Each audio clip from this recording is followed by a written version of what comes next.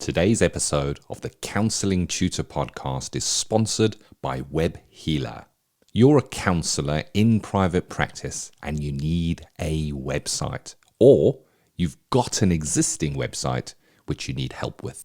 Web Healer are offering Counselling Tutor Podcast listeners, that's you, £100 off the cost of a website design and build.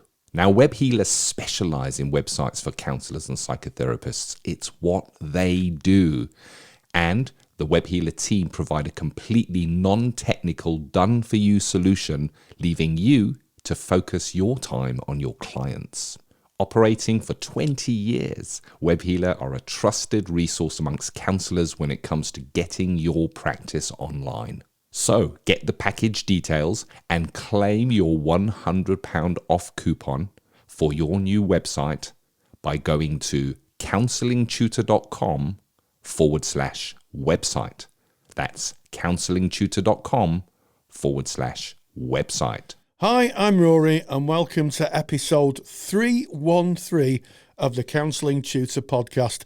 I am delighted to catch up again with Alex Gulland, who is a newly qualified counsellor. She's also an equine learning practitioner. She is a fellow podcaster and an award-winning filmmaker. But today, Alex is going to talk about her transition from being a student counsellor to a qualified practitioner and all the things she has to put in place. So with that said, let's get on with today's episode. Welcome to the Counselling Tutor Podcast, the must-listen-to podcast for counsellors, psychotherapists, and counselling students. Here are your hosts, Rory Oakes and Ken Kelly. Very warm welcome to episode 313 of the Counselling Tutor Podcast. I'm Ken, and as always, joined with Rory Oakes while we walk you through three wonderful topics, starting off with ethical, sustainable practice, where we're going to be speaking or maybe answering the question, what is trauma-informed practice? We then move on to our practice matters. Rory's already introduced Alex, our guest today, speaking about the transition from student to qualified counsellor. What does that journey look like? If you're qualified, you may be reflecting back on yours. If you're yet to qualify, interesting information coming your way. We then go into our student services, where we recognise you, our students, on your formal journey to become a counsellor, psychotherapist, or to gain skills that you might use in other parts of your life. And today we're going to be speaking about barriers to communication. I think that this is also one for our qualified colleagues. Those barriers to communications, they are real. They are with us in the counselling room, whether we're online or in person, face to face. And if we don't identify them, then we can't overcome them, those barriers. But let's kick off. What is trauma-informed practice, Rory? Well, I think that's a very interesting question, Ken. And I think that trauma-informed practice is a framework. First and foremost, it's a framework, and it's been laid down by an organisation called SAMHSA, which is an American organisation, and they have SAMHSA actually is the National Association for Substance Abuse and Child Welfare in America. And certainly when I trained many years ago in trauma-informed practice, they set out the principles of what it is. And also I noticed with interest that the Office for Health Improvement and Disparities here in the UK also has a working definition of trauma-informed practice, which is built on that SAMHSA framework. So every professional should know what the framework is. And effectively, it focuses on understanding and responding to the impact of trauma. So knowledge is really important about what trauma is and how it might present. It also promotes healing from traumatic events or a series of traumatic events, but also it understands that we need to avoid re-traumatization. I think one of the danger areas in therapy is that clients may become re-traumatized, and we must at all costs avoid re-traumatizing somebody. So that's the kind of headline. But if we look at the kind of detail, it focuses on 3 E's really: event, experience, and effect. And looking at how we implement trauma-informed care, recognizing key principles, and also the practical application of the skills that we use. So that really, Ken, is the short answer to the question you've asked. But what we do have to realize is there is a framework, and I think everybody should visit that framework and make themselves aware of it, because it's not just focused on the trauma, it's a whole infrastructure, a whole philosophy of how we work with clients. Yeah, I like it. I like how you've mentioned that it is a framework, and we start that framework, I guess, by understanding what trauma is. So if we're speaking about trauma-informed practice, and we're speaking about a framework which kind of holds how we might identify trauma and how we might work with that within our practice, well, it starts with understanding what trauma is. And as you've outlined, Rory, trauma within this framework is defined as the 3 E's, and that is event, experience, and effect.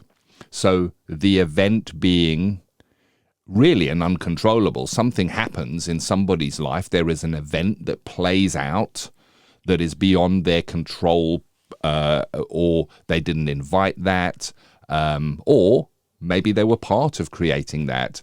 Whatever way the event plays out, from that event, there is an experience that the individual kind of goes through. They experience, I guess, what we would now say is a traumatic event. They have that traumatic experience. And then the effect. So we've got the event, we've got the experience of that traumatic experience. We've now got the effect, and the effect being that traumatic experience does not dissipate. It kind of follows that person, stays with them at some level.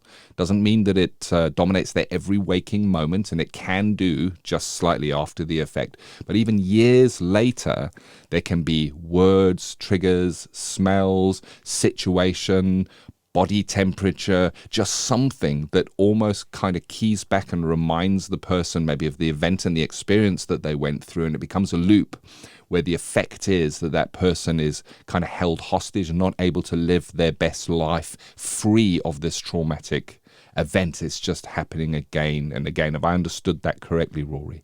Yeah, absolutely, Ken. And I think that you've outlined very carefully what trauma can look like in terms of how it might present. And I think the other thing we have to really consider is the other side issues that come from traumatic clients experiencing traumatic experiences. So I'm thinking really of cultural, historical, and gender issues.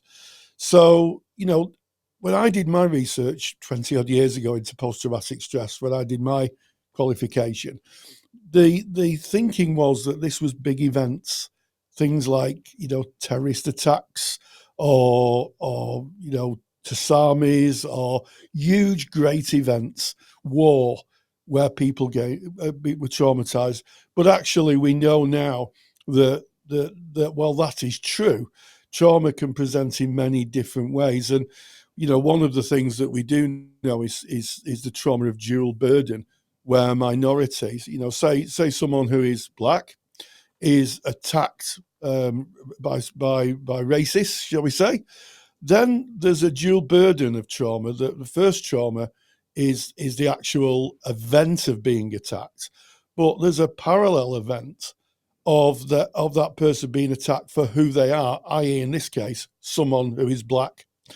And that is something we have to really consider as practitioners in the therapy room, the dual burden of it, and understand that there's not only a traumatic event, but there's a cultural event that's gone on here, a negative cultural event.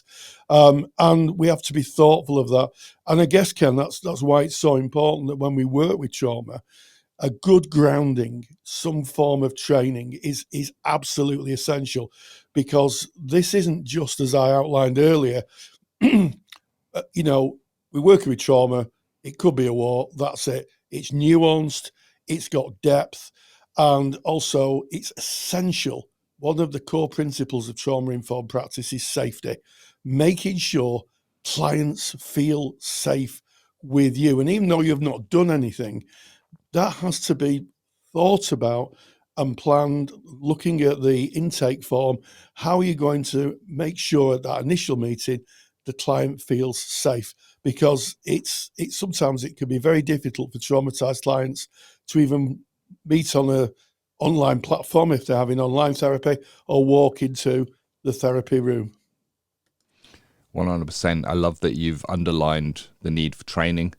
It's so important, and we've spoken in previous episodes of the Counselling Tutor Podcast that going through your formal counselling training does not necessarily prepare you as a trauma-informed practitioner. It doesn't actually prepare you as a trauma-informed practitioner. You're laying the groundworks of how to be a counsellor, a practitioner, an empathic person there, using your modality to work with someone.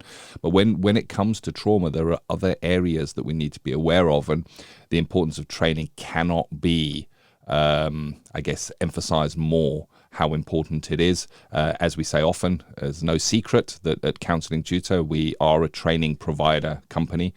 We have a trauma-informed practice training course for practitioners that might be interested. Just go to counsellingtutor.com and the information is there.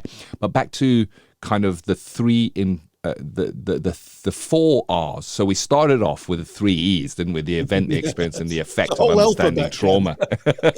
It's too many numbers for me. It's dyspraxia. So when we're talking about trauma-informed care, we're really talking about the 4 R's when we take it and we put it within this framework, Rory, this trauma-informed practice framework.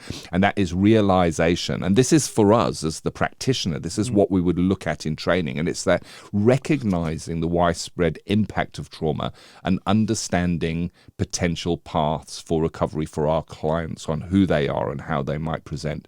The recognition, that's identifying the signs. And I think this is a really important one, because if that's missed, somebody is showing signs of reliving a past trauma, and we miss that, we're not meeting the clients only where they are. So identifying the signs and symptoms of trauma in clients, in families, staff, and others involved in the system, and including at some level in ourselves as well. We've spoken about vicarious trauma in a previous podcast, and we'll link to that in the show notes. And then there is the response. It's integrating the knowledge about trauma into your policies and procedures. As you've already said, Rory, it's going to start from the very moment that you meet a client. You, as a trauma-informed practitioner, it's a holistic way of looking at how you work with clients. And it starts from your first contact, your intake form, your contract that you may put up, and then the resistance, actively working to prevent re-traumatization. You started with that as such an important point at the head of this, and that gives us our 4 R's. It's the realization, recognition, response, and resistance. And these components provide a foundation to create that safe and supportive client environment, Rory. Yeah, absolutely. And that environment is wrapped in safety and empowerment. The times I've worked with traumatized clients, and before they can process the trauma, they have to feel safe. And that lives in the relationship, in the therapeutic relationship, and how you are, and the communication that you build between yourself and the client, and also the room to some extent. Have a think about your room, and is your room? I mean, I'm sure lots of people out there have lovely therapy rooms, but it's worth asking sometimes if the client's got a history of trauma. Just ask them very gently, show them a picture of the room. I think that's why it's so important, if you have a website or you have a listing, to have a picture of the room and say, do you want to have a look at the room? Is that going to be okay for you? And people might say yes, or they might say, I've got a bit of a problem with something that's in the room, and you can remove it. I've done that before now. Mirror was one that I had, where someone said to me, "Oh, has it got mirrors?" And I said, "Yeah, but I can either turn them round or take them off or cover them up." And the response was, if you could do that, that would be fine. And that's what I did. And also empowerment. I think that part of working with trauma is to work in the here and now, and to help clients regain those lost parts of themselves, to, as I think as Richard Erskine would say, to reintegrate those lost parts of themselves, and to become as whole a person as they can again. Because a lot of trauma, or most trauma, lives in the past. It lives either in the near past, or for a lot of clients in the distant past when they were children. I'm helping and empowering clients to come into the here and now, to realize that, who they are and the power they have, their own personal power, now is so important. And, there are times, where I may have said to a client, you're 42, you're not 3 anymore or 6 anymore.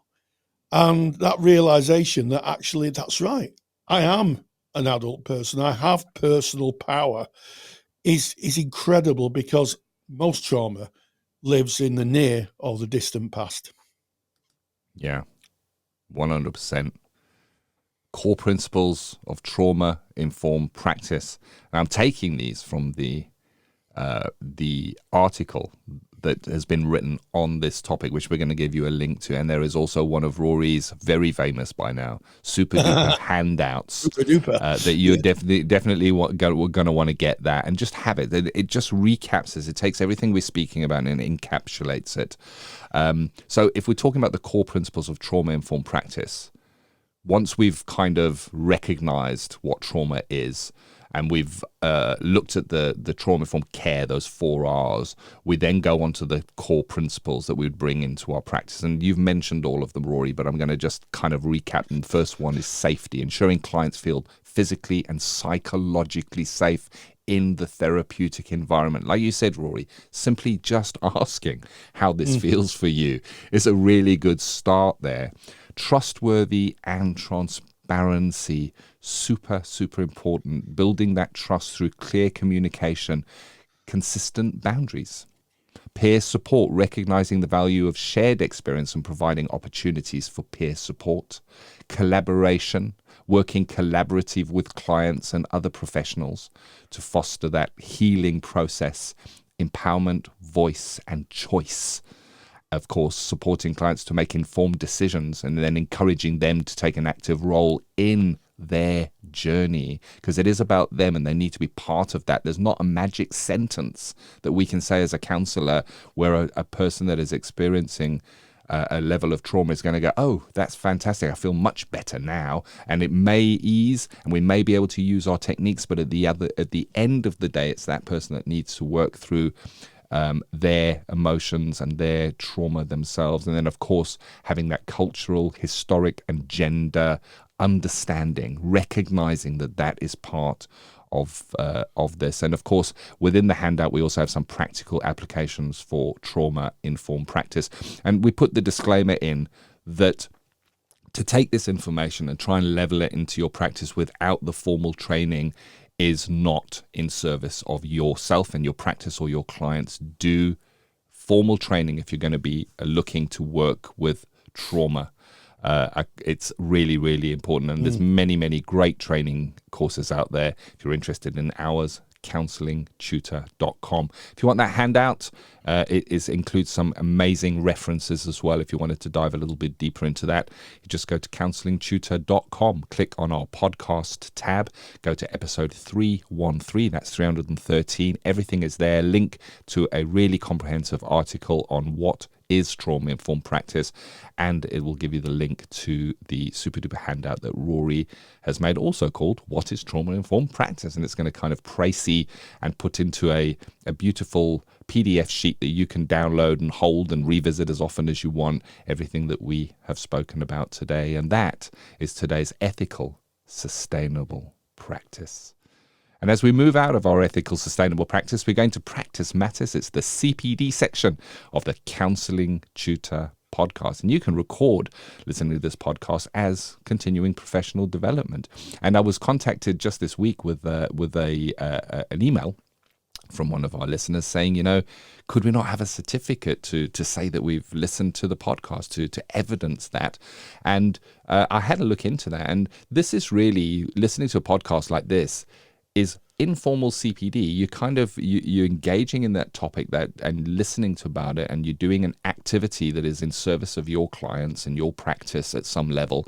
And if you look to your your ethical body, if you look to your professional ethical body, you're going to find that they usually have a way for you to kind of write down and note what your CPD is. And just by noting and saying that you listen to it and saying what your takeaway and what your learning is, that counts as the CPD. So that's how you would do that. So look to your professional body, and those forms should be available from them.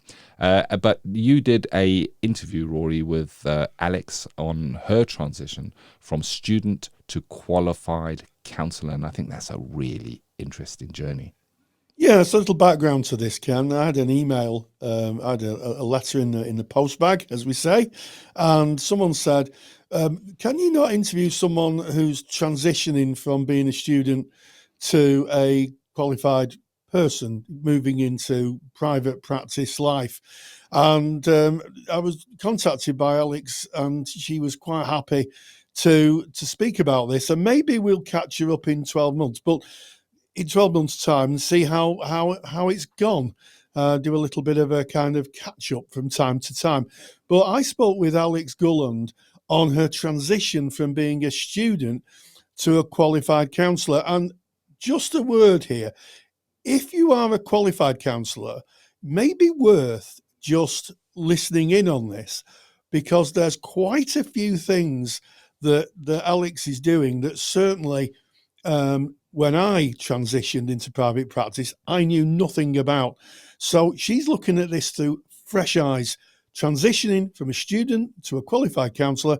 And this is what Alex told us she was doing. Practice Matters is proudly sponsored by the Counsellor CPD Library. To access top quality, relevant continuing professional development for your practice that you can do at a time that suits you, and all for less than the price of a cup of coffee, visit counsellingtutor.com. So, Alex, welcome back. Thank you. It's good to see you again. So, the last time we met, you were still undertaking your studies. Now you've qualified, and you're on that road to being in qualified practice. So, I mean, I guess my first question is, what does it feel like to be qualified if you haven't got the certificate, to know that you have passed, that your student kind of times in first training has passed? How does that feel?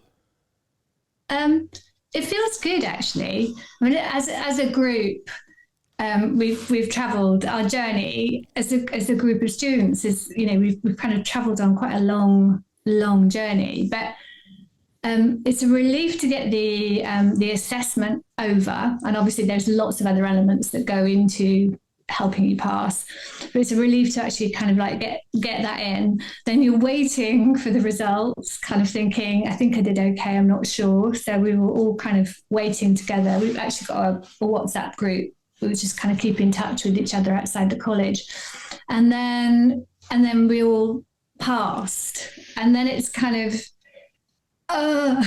what do I do now? So then, and I kind of knew what I wanted to do in terms of setting up as a sole trader, and not as a limited company, because I've done a limited company before. But I just thought I'll try and put as much into place to setting myself as a sole trader, but also then running alongside that maybe a part-time job, and also trying to keep on learning, trying to get another modality qualification. Yeah. So where you are now is that, apart from being very, very happy that you've qualified and you've signed everything off and you can breathe a sigh of relief, yeah, is that you've had to make a decision on being self-employed. as opposed to working for a company that provides work for counsellors. And as part of that, the very first decision you've had to make is whether to be a limited company or a sole trader. So just for those people listening, the difference between a sole trader and a limited company, because this comes up so often in conversations, certainly in our Facebook group. What briefly is the main difference? Well, from my eyes, when I had my limited company, I was employing freelance staff to work on various projects. So they weren't with me completely full time, but they would kind of like come in and out. But I kind of had extra security there with my insurance and everything, that, if anything financially was to go awry, you've kind of got that limited company element to protect you against your assets being taken away in case anything dreadful happens. It also, when you're out in the world and you're pitching for business and you're against other companies pitching for business, being a limited company makes you you're on the top table, you're with the big boys. I think because what I'm doing on the counselling side, the environment, if you know what I mean, it's slightly different. A sole trader is literally, that's what it is. You're kind of like working on your own. And there's the ease of startup. There's quite low setup costs involved in that. I get tax allowances on business expenses, apparently. And I can do things like retain profits, retain items from the business, and my accounts aren't published. Whereas with a limited company, your business is accessible to a lot of people online. So there's lots of different. But the sole trader, I don't know if you think the same thing. I think it fits better for a person working on their own in private practice to be a sole trader. For me, it just kind of sits right. Yes, I mean, it's not for me to give financial advice, and certainly this isn't about financial advice. However, you've outlined, the limited company gives you protection. So usually people set up limited companies when they're employing staff, maybe, or they're borrowing money, or they're hiring things, and it means if the company goes bankrupt, your personal assets aren't affected. So no one's going to knock on the door and repossess your house. Or that type of thing. Whereas sole trader is someone who's self-employed. They just basically go out into the world, and how much they earn, they declare at the end of every financial year to the income tax here in the UK, and you pay tax and you get some benefits. You can claim certain things against your business. That's my understanding of both being a sole trader and being in a limited company. And did you take any advice on the direction you should go, or have you ever taken any advice from an accountant or something like that? Yeah, I mean, I had an accountant. Well, I still have the same accountant that I had when I was running my limited company. So she gave me advice about the sole trader side. We were also given like a big long list of things to do. Not to do, but things to take into consideration from our college. And I think that the kind of like the leaning there was to go towards being a sole trader. And when I think if you suddenly discover that you're becoming really, really busy and you want to employ other people as a counsellor, then I can certainly see you turning that into a limited company to allow you to do that. But at the moment, because it's kind of like a one-on-one thing, I wouldn't be bringing in anybody at all. So the main advice, to answer your question, has come from my accountant and also from talking to tutors, and also from other students, peers. Yeah. So, I think get advice.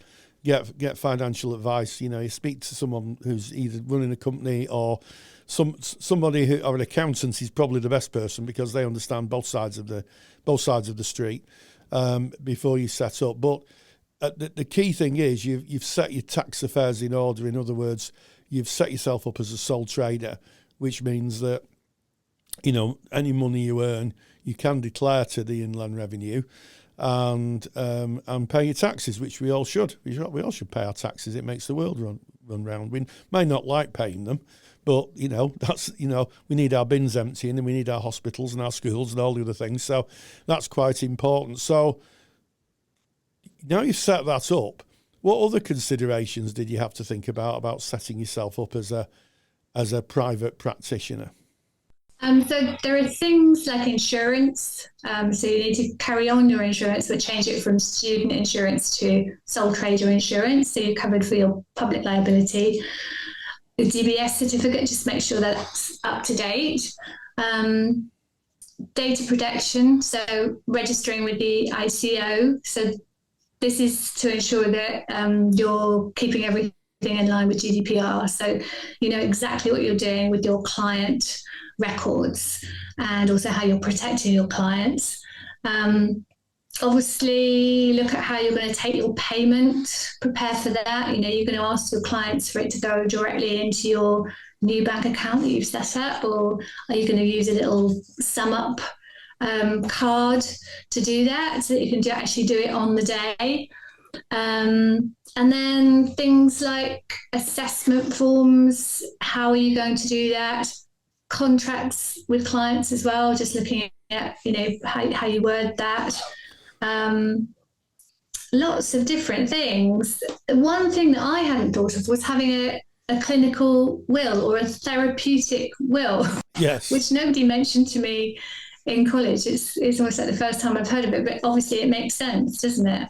Yes. So there's quite a few there, and if we just pick up on one of those things, the payment side, you talked about a sum up card. I've never come across a sum up card. What's a sum up card? So the sum up is the name of the app, and then you're given like a little box that people can put their card in, so you can take card payments. Oh, right. So when I go to my local restaurant, they bring their mobile phone and they bring like a white box, and I put my phone over the white box and then I pay my bill. Is that it? I'll give them my card. Yeah, exactly. So there's quite a few businessy things to think about and administration things. You also talked about insurance. Now, you've said you've continued your student insurance on, and I think that many people wouldn't realise there's two forms of insurance that you have to have if you're a therapist. Certainly if you're working from home. One is the professional indemnity insurance, which protects you against people making complaints, so you can you can get legal advice. But the other is public liability, which is if a tree falls on top of a client and they're coming out of your practice, or a slate fall, or they trip over a carpet. Do you have to have two forms of insurance, if you're working from home? I think you do. I mean, as a protection, you do. But that's something that I kind of need. I mean, I'm kind of inclined to do it so that I'm covered on both sides. Yes. Yeah, because I think people forget that as soon as you're inviting business people into your premises, it's actually a business. Someone falls over or gets electrocuted or all of the things that would probably never happen, I have to say. You are protected. And then obviously the data protection side of things, you're registered with the Information Commissioner's Office in the UK. Yeah. And also I think the insurance kind of covers that as well. So there's a way of ensuring that, if somebody was to steal or break in or manage to get hold of your records for whatever reason, you need to have insurance to cover yourself for that. And work out, if you're working from home, how that fits in with your home insurance. So it could be that you're already covered, or, you need to take out a separate insurance, but just double check that. Yes. And then, of course, the disclosing and barring check, which you would have had when you were a student, you're going to continue that. Yeah, so you need to continue that. And then really getting ready then to get the certificate in and try and, register with BACP or one of the other agencies that are out there. But at the moment, I can't do that until I've actually got my certificate and I've got the other things in place, the insurance, the DBS, everything else. So we find you right at the beginning of exiting student life and coming into, I guess, a professional life, or, or qualified life. What about rooming? What's your plan for meeting clients? Are you going to be working online? Are you going to be work in the room? How are you? Where are you going to meet your clients, and how have you prepared for that? So I would like to do a combination of phone clients, online clients, but I do have a room here. So where I work, I'm quite fortunate that one part of it was a recording studio. So I've converted that into a counselling room with the chairs and everything else that I need, which is so that's in a separate part of my home, and it's got a separate entrance, so people don't have to go through the home to get to the room. It's it is separated out, but I've got to think there about security and everything else that then goes around that. Just for anybody that's working on their own, really, there is that additional, really kind of just being aware of your own vulnerability when you're putting yourself out there. I mean, I guess what you're talking about is a lone working policy, so that people know that where you are when you're working alone, and if something in a very unlikely event, I don't want to start scary stories here. In a very, very unlikely event that something happens, a client attacks you, which is so unlikely, it's just not really worth considering. However, you do have to consider it, because you're putting a lone working policy in place. Yeah, exactly that. I did think, I don't know whether in colleges they should offer some kind of, low-level self-defense class, just in case that happened. And I don't know, as you say, that might be scaring people too much, but it is something to consider. You know? Yes. Yes, this is something that I've often heard about, people taking self-defense classes, and there's different I think there's different views on it. One view is that it kind of empowers someone to feel that they can defend themselves. I think that there's another view that says that if you're going to be attacked by someone who's shall we say unhinged, it makes very little difference, because in the self-defense aspect sometimes doesn't work very well unless you're a very accomplished martial artist. But certainly a lone working policy, where someone knows who you are, maybe an alarm or something like that, is really really useful. And I used to actually teach lone working many years ago. And maybe one day I'll share a very, very funny story about someone who was a black belt karate expert who came to one of my classes, and she went away with a different opinion on the use of martial arts in lone working. Anyway, that's a story for another day. So putting all these things in place. So I mean, I guess the other aspect is, how are you kind of keeping yourself? I mean, you've not engaged yet in paid work, so what are you doing to kind of pay the bills, I guess? So I've got a part-time job at the moment, which it's not a fixed contract, so that works quite well. And I'm also still doing my equine therapy, so there's a small revenue that comes from that. But I think in my head, I kind of planned, for things to slow down a little bit at this time, to allow me to put all the elements into place to launch myself, I suppose. Yes. But you have other work that sustains you, that pays the bills, I guess.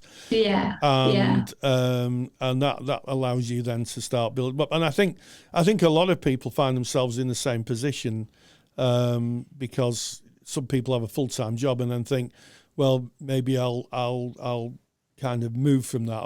That's what I did. I changed my job to train, and then I did lots of other things before I kind of set up in private practice. So we've often talked about portfolio careers in counselling, where people have a portfolio. They do different things, and I guess that's where you're finding yourself at the moment before you've actually started up your sole trader business. Yeah, and that's a really lovely way of putting it, isn't it? Having a portfolio career, it kind of explains it very nicely. One of the areas that I was surprised about and I didn't have much knowledge about, you'll probably have more knowledge on this, is the clinical will or a therapeutic will, which is, what do you do? We're talking about. Well, I think what that is that if someone becomes unwell or they die, they nominate somebody to contact the clients. Now, if it's a normal business, what happens is if someone dies, one of the relatives usually contacts the customers. So if it's, say, I don't know, Mo's Garage, let's say it's called Mo's Garage, repairs cars, and Mo dies, then Mo's family would probably contact the customers and say, unfortunately, Mo's a sole trader, he's died, and we're going to try and get some other mechanic in to fix the cars. And that's fine. But with counselling, you don't really want a bereaved relative contacting a vulnerable client to say, my partner's died, and unfortunately won't be able to see you again, but I'll try to get another counsellor to see you. That's really not the done thing, and it could be quite damaging to clients. So to answer your question, what's usually done is another therapist is nominated. I think ethical bodies are very helpful here as well. Yeah, and it makes a really great deal of sense. Obviously, it's just like having your own will, isn't it? But putting yourself in that position of being a sole trader. The other element is then looking at your marketing. So how what you need to do, setting up a website, work out whether you're going to go down the social media route, whether you're going to start using Instagram or Facebook, or whether you're going to steer clear of that. I don't know if you have any opinions about using social media. Well, I think that social media is a form of advertising. I think if it's done, sensibly, and it focuses on the counselling journey, then I think it's a great way of meeting your clients. As is blogging on a website, meeting your clients before you meet them is now really the preferred way of finding clients. Because clients will see your profile, and that's the first time you meet. So if you can write your profile that attracts them and tells them a little bit about how you can help their issues and their problems, or have a speciality, then they met you for the first time, and there's a good chance they may contact you. Yeah. So that's I've always promoted other people, and I think that's the switch. For marketing my company, but then also you've got to word it quite cleverly, haven't you? You've got to kind of enable the client to see how you would help them. So how use that terminology in your copy that you put on your website or on the BACP site or any other site. So you're telling people how you would help them rather than just telling them about yourself. Yes, I think a good rule of thumb here is, if you're a mechanic and you say, I know all about Ford engines, that's brilliant. Doesn't really help the person whose Ford engine hasn't worked. So if you say I'm a mechanic and I know about a Ford Capri engine and their problems and how I can repair those problems, then you're more likely to get someone phoning you up, because you're showing that you understand what the problems are, and B, you can help them. And I think that there are a lot of therapists who talk about what they can do, but not about actually what the client might bring and how they can help. So always make it client focused. Yeah. And then I suppose just look at, if you want to learn something else, if you want to learn another modality while you're, so you can get another string to your bow. And other elements like Google, whether you're going to use business cards or not, or just use everything online, and networking, whether you want to go down that group of actually going out to groups and networking. we, as a group of students, for the people that I've trained with, we've kind of all stayed in touch with each other, and we're meeting up regularly to kind of support each other. So that's the support group. But then outside of that, I think there are other areas where I could be networking and going out and meeting people. So I think what you've really outlined is you've started the process really of starting your own business and putting yourself out in the world. You've to summarise, as we always do in counselling, you've got your ducks in a line, you've got your insurances, you've got your clinical will, thinking about your clinical will, your ICO registration, your tax registration, you've got your room, the offer, a mixed offer, and now you're thinking about a mixed offer of, say, online or working face to face. So you're really at the beginning of putting your offer together. And I guess the next time we meet, which will be in 12 months' time, so we've decided to meet up in 12 months, and we'll see how far you've got. So, Alex Gulland, we look forward to meeting you again in a year's time. So the time this has been recorded is the September of 2024. So we'll see you again in September 2025. Yeah, great. And we'll see just how far that planning's gone. So thank you for joining us. Massive thank you to our guest Alex and to you, Rory, for reaching out, holding that very insightful and interesting conversation. And it kind of shows me that CPD is not just about what we may see in a client. CPD can be about our practice, what we do or don't do in the setting up of our practice. It's all continuing professional development. Anything we do to kind of boost our practice in service of our clients. It's that continuous learning as we go along, and how times change, because like yourself, Rory, it was a little bit different when I graduated and transitioned as well. And I guess as technology changes and as the world changes, it looks different. And I wonder, for those students that are about to graduate maybe pretty soon, if you're giving thoughts to what your practice may look like, and if you qualified, just looking back and looking what your journey was like. But we now move out of Practice Matters into Student Services. Student Services is sponsored by Counselling Skills Academy. Can't tell you how many times Rory and I have heard counselling students say that learning skills and knowing that they're using them effectively is really, really challenging.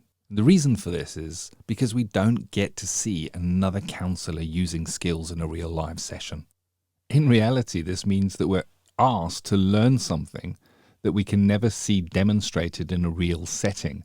And it's no wonder that many of us are left feeling unsure. If you want to see counselling skills used in real sessions by qualified therapists, so this is real sessions, real presentations, and real use of skills, then go to counsellingskillsacademy.com. There's some free videos on skills, including a full live session that you can have a look at. Gain the competence and the confidence of knowing you're using your counselling skills effectively. Just visit counsellingskillsacademy.com. And today in Student Services, we're going to be talking about an evergreen topic.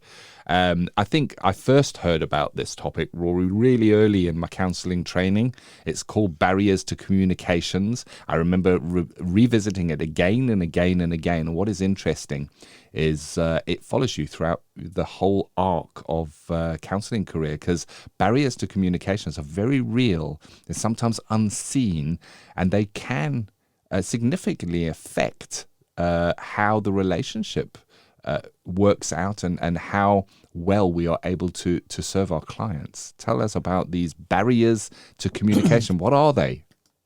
Well, I mean, I think it's an interesting one, and I think the first barrier that most people would think about is language. So when I was working with Mind, I came into my practice one day, and there was a number of people sat in the reception who turned out to be immigrants from French Africa, a place in Africa that's predominantly French speaking, and they're all speaking French, and the receptionist was scratching her head, and eventually they managed to find an interpreter and find out what was going on. So I think the first thing is language. And language is very nuanced because we may think of it as in international language, French, German. But if you think about it, if you speak with someone who's an American, they have a different kind of way of communicating. For instance, who would know that a faucet in America in some areas is a tap, or a trunk is the boot of a car.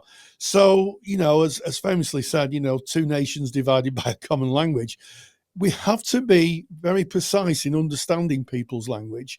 So that can be a barrier, as can someone having a regional accent.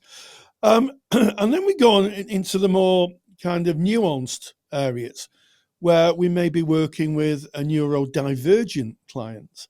And then we get into the area of what's sometimes referred to as double empathy, where their way of communicating may be different to the way that we normally communicate with the people around us. So, those are just a few. And then we can move that into a wider sphere.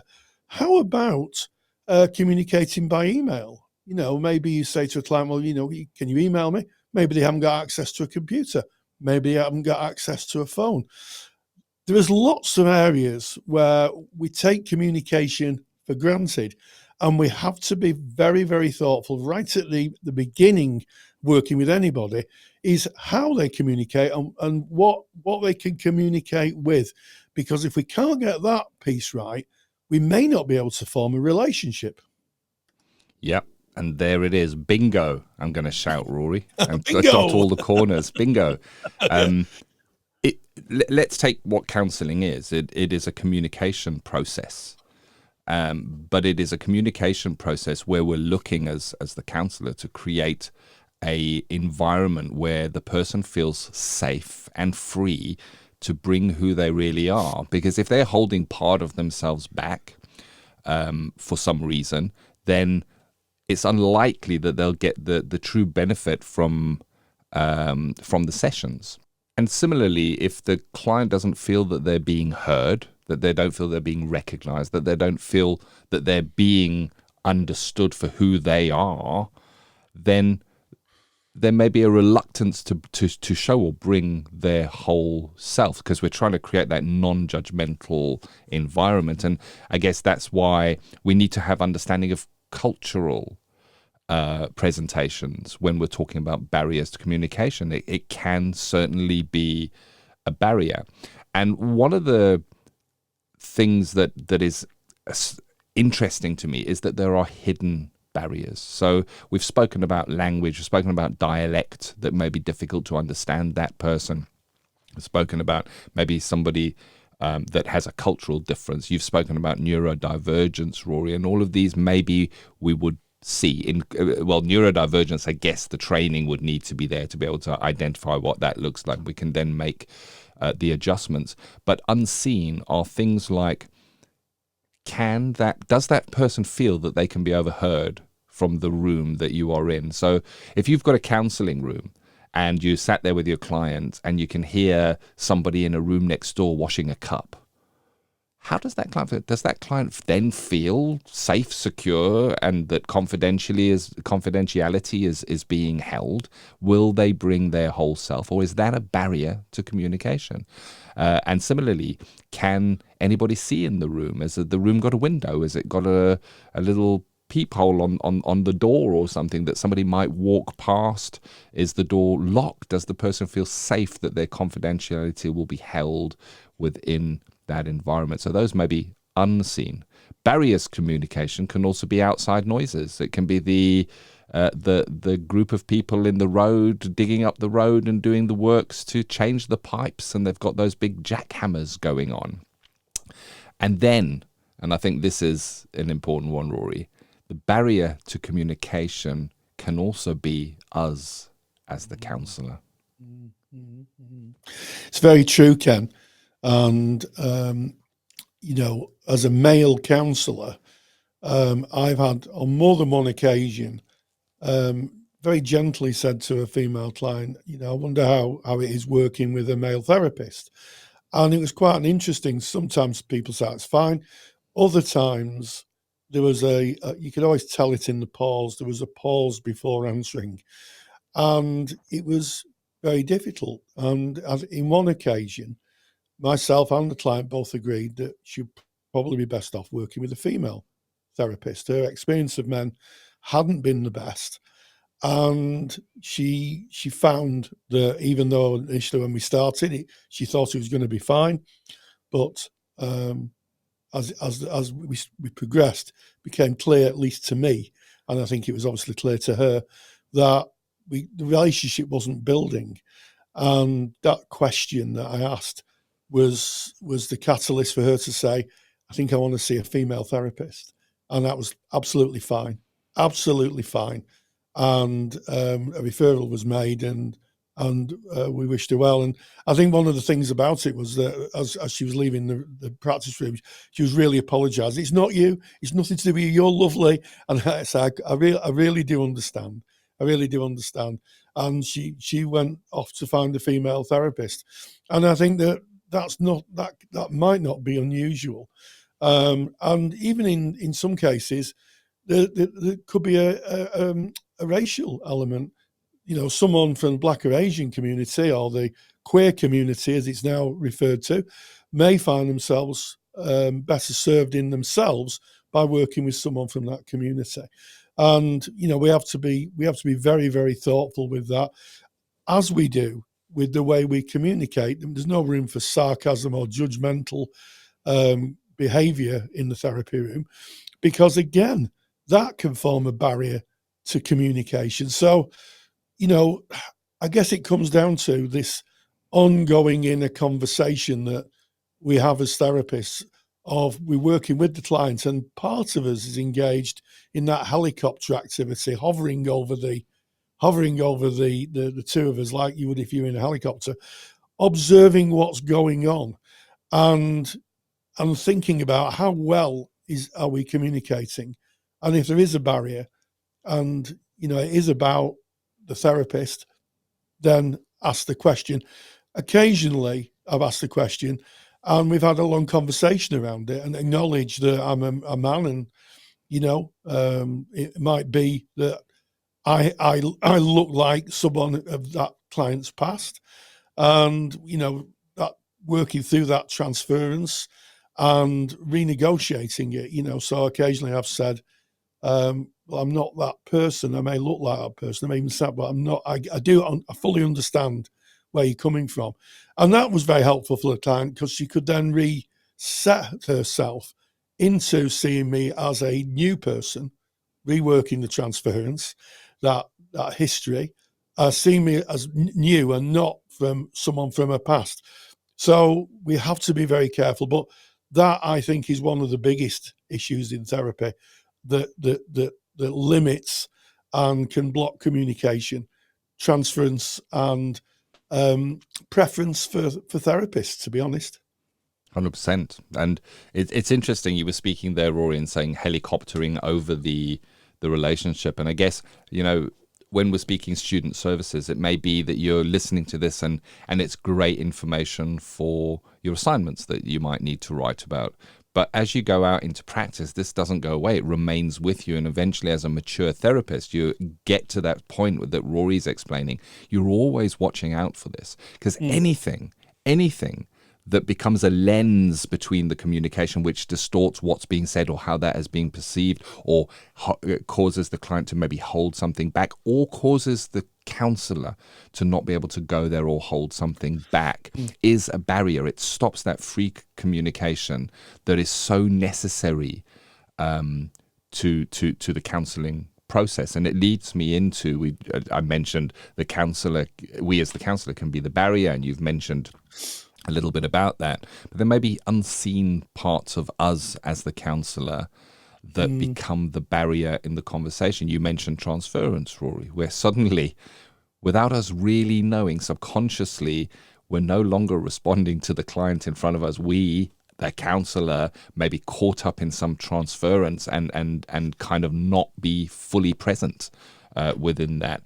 One of the questions, or one of the exercises we did during my training, are, where are the topics? What are the topics or presentations that you may not be able to work with, that you don't feel comfortable to work with, maybe because of your past and the journey that you've traveled, or a family member or something like that, and to really explore those and understand them so that they don't become those barriers. As Rory, you coined a phrase, and I don't know if it's yours, but it's beautiful, and it kind of shows this, that the client can only go as far as the counsellor is able to go. If we're not able to go there, the client can't go there. Therefore, it's a barrier. They can't go. You know, if they bring something and that for us causes a jolt within inside us, yes, of course, there's a whole lot of stuff that plays out. We've got to go to supervision and all that kind of stuff. But within that moment, we may steer away from that topic and go to something they may have said earlier, or not want to delve into that. And that is a barrier in that communication, Rory. Yeah, absolutely. As is a form of parallel process. So there was a theorist called Searle, one of the first people who kind of talked about this internal world of the counsellor that ticks over while you're working with a client. And in this case, parallel process is where you're working with a client and they're talking about issues that you're going through. So say, for instance, you're working with a client and they're talking about a divorce, and you're in the process, or have recently been divorced or separated from your partner. May very well be that the feelings that you're feeling and the responses that are generated from those feelings are not actually generated from the client's frame of reference. It's generated from your frame of reference. And that can get mightily confusing because you don't know where the client begins and you end. So again, that is one for personal reflection, for supervision. And certainly as a former tutor, I've observed skill sessions where someone was listening very intently to someone speaking about an issue they've had, and then all of a sudden they respond not from the client's frame of reference, but from their own. They start talking about their own experience, and you have to kind of intervene as a tutor and say, okay, let's pause there and just think about whose experience are you talking about? Are you reflecting the client's or yours? And it's usually a bit of a light bulb moment for students. They go, oh, actually, Rory, it was mine. I'm talking about myself, aren't I? And I'm like, yeah, maybe you are, and that's really, really important. And it happens a lot. We all go through an arc of life with successes and difficulties. And occasionally we meet clients who are on the same trajectory. And, quite frankly, we sometimes meet ourselves in the therapy room. We meet people who are going through the same difficult situations that we are. Yes. So it's an interesting topic, which starts out seeming maybe shallow. And at a beginner level in counselling, what are the barriers to communication? They are deep. They are deep indeed. And I'd like to end this by speaking about a barrier to communication, which has actually played a massive role in the recording of today's podcast. And it's a barrier to communication that maybe wasn't as prevalent when I studied and graduated, and I certainly wouldn't have covered this as a barrier to communication in my assignments, Rory. And that is technology. Technology can be a barrier. More and more there is a blended service delivery from counsellors where you may be seeing that person face-to-face, in person, in the room, but similarly you may be seeing that person via a video application, a phone. You might be speaking to them over phone, and you mentioned email earlier, Rory. How is it for that person to engage in that technology? Are they proficient in it? Are we assuming that they use it like we do and as freely as we do? When you're proficient with the technology, it becomes invisible and you don't even see it, and it's just you click the button and you're there and you engage. But perhaps for the client, if they're not au fait with that, they may not feel comfortable with that. And if they're worrying, am I clicking the right buttons? Am I doing this right? Maybe having some frustration clicks before they actually meet with you. Is that not a barrier? Is that not changing where they're at as they come in? And then similarly, as happened in today's podcast recording, when you're working online, the internet can go down. That's a barrier to communication. It stopped us dead in our tracks, didn't it, Rory? It did. I challenge everybody to re-listen to this podcast and see if you can spot where we lost the join. contact. Yeah, spot the join. I've edited it together. And of course, looking at it and going over it, we have the luxury of editing out where we lost connection. But you don't have that in counselling, you know. So thinking about technology as a barrier to communication, if you are a student and you're on a counselling course where they do allow part of your hours to be done online, I reckon that's extra points in the old assignment there, Rory, if you mentioned technology as being a potential barrier to communication. Absolutely, Ken. It's not something that we would ever have considered when we were training. Certainly when I trained back in the day. People didn't even have mobile phones. That's or the internet. I sound ancient, don't I? But I sound very creaky and ancient. So no mobile phones. That was the truth. That was it. It was when I started, people would ask me what the internet was. Indeed, Rory. We're grateful you joined us. This has been episode 313 of the Counselling Tutor Podcast. The National Counselling and Psychotherapy Society, or NCPS, proudly sponsor this podcast, supporting students every step of the way. Join the NCPS for resources, training, and a friendly, knowledgeable community to enhance your learning experience. Visit ncps.com. Yes, we started with ethical and sustainable practice and gave a couple of really solid definitions of what is trauma-informed practice and also what does it encompass. It's not just a phrase, it's a set of actions and a set of philosophies that underpin working safely, compassionately and thoughtfully with the clients.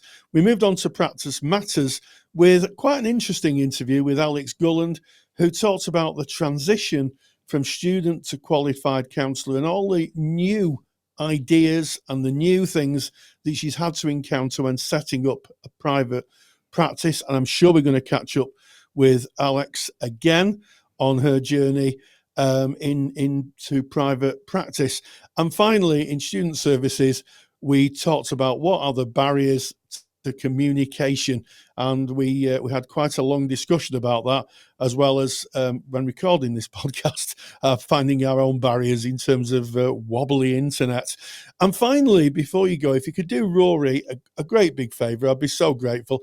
If you liked this episode and you got value out of it and you thought, oh, well, that's really useful, why not share it across your social media platforms to your colleagues and let them hear it too. We try and get as big as audience as we can to spread the message of good practice and kind of collegial discussions in the world of counselling and psychotherapy. And also, if you're so inclined, give us a review on your podcast platform, be that iTunes or wherever you listen, because that warms mine and Ken's hearts and makes all this work and chatter really, really worthwhile. And always stay grounded and stay safe. Take the stress out of your counselling studies and get the support of Rory and I by joining us in the Counselling Study Resource. Counselling Study Resource, or CSR for short, is the world's most comprehensive assignment guidance and study support resource for students just like you of counselling and psychotherapy. See how Counselling Study Resource can help you. Visit counsellingtutor.com. That's counsellingtutor.com. Thank you for listening to the Counselling Tutor Podcast. Find the show notes for this episode by visiting counsellingtutor.com.